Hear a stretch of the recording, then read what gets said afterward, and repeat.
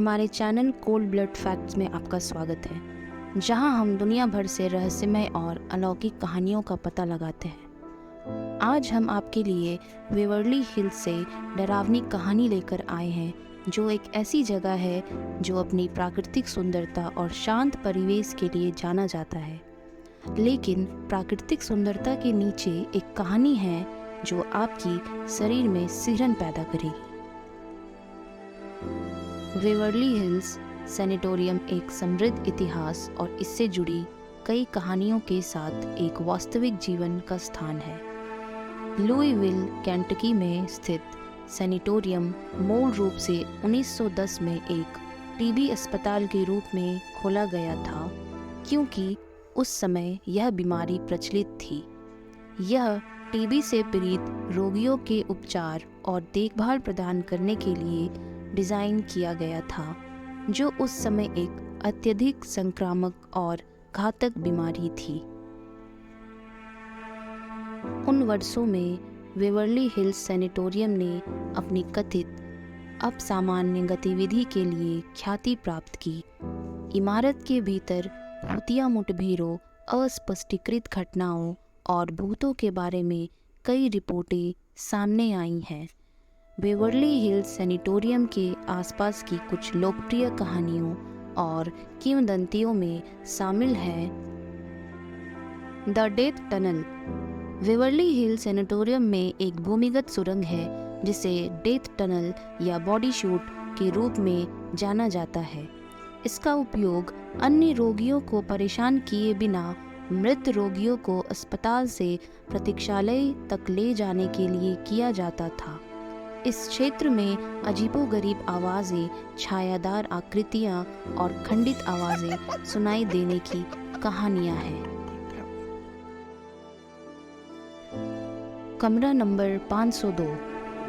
कमरा 502 को सैनिटोरियम के सबसे प्रेतवादित क्षेत्रों में से एक कहा जाता है। किंवदंती है कि एक नर्स ने इस कमरे में यह पता लगाने के बाद आत्महत्या कर ली कि वह विवाह से बाहर गर्भवती थी। आगंतुकों का दावा है कि उन्हें भयानक संवेदनाएं, भूत, प्रेत और यहाँ तक कि एक अनदेखी शक्ति द्वारा धक्का या खरोंच का अनुभव हुआ है। छाया और ईवीपी। कई आगंतुकों और अपसामान्य जांचकर्ताओं ने अपनी जांच के दौरान छायादार आकृतियों को पूरे भवन में चलते हुए देखने के साथ साथ इलेक्ट्रॉनिक आवाज़ घटना को पकड़ने की सूचना दी है। माना जाता है कि ईवीपी पूर्व रोगियों और स्टाफ के सदस्यों की आवाज़ है जिनका सैनिटोरियम के भीतर निधन हो गया था। भूत, प्रेत और भूतिया मुठभेड़।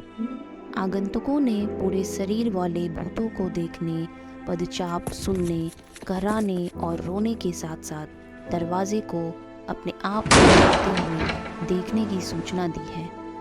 कुछ लोग पूर्व रोगियों की आत्माओं का सामना करने का दावा करते हैं जो सैनिटोरियम के हॉल में घूमते हैं।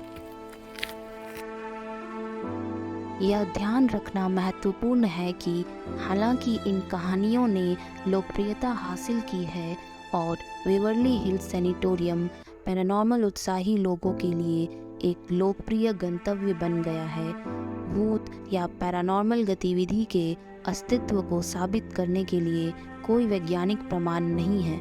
रिपोर्ट की गई कई घटनाओं को सुझाव, कल्पना या प्राकृतिक व्याख्याओं की शक्ति के लिए जिम्मेदार ठहराया जा सकता है।